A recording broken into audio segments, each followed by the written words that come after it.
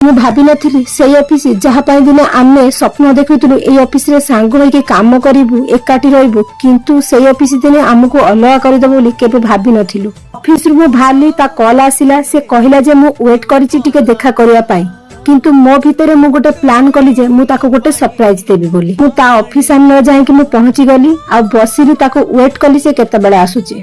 କିନ୍ତୁ ସେ ମତେ ଅଲରେଡି ଦେଖି ଦେଇଥିଲା, ତ ମୋ ପ୍ଲାନ୍ ଟା ସେଇଠି ଫେଲ ହେଇଗଲା। ତାକୁ ଦେଖିକି ଯେତିକି ଖୁସି ଲାଗୁଥିଲା ସେତିକି ଦୁଃଖ ହିଁ ମତେ ଲାଗୁଥିଲା। ଗୋଟେ ବର୍ଷ ପରେ ତାର ମୋର ଦେଖା, କିନ୍ତୁ ସେ ଗୋଟେ ବର୍ଷ ଭିତରେ ବହୁତ ସାଙ୍ଗ ଆସିଛନ୍ତି ଆଉ ବହୁତ ସାଙ୍ଗ ଯାଇଛନ୍ତି, ଆଉ ତାପରିକା ସାଙ୍ଗ ହୁଏତ କାହାକୁ ହିଁ ନ ମିଳିଥିବ।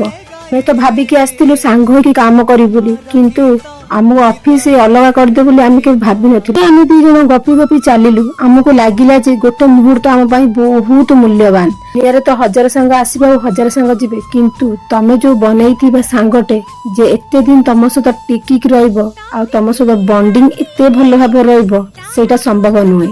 ଆପଣ ମାନେ ଏମିତି କିଛି କେବେ ଫିଲ୍ କରିଛନ୍ତି କି? ଯଦି ଫିଲ୍ କରିଛନ୍ତି କମେଣ୍ଟରେ ଆପଣ ନିଶ୍ଚିତ ଜଣାଇବେ। ରହୁଛି, ଜୟ ଜଗନ୍ନାଥ।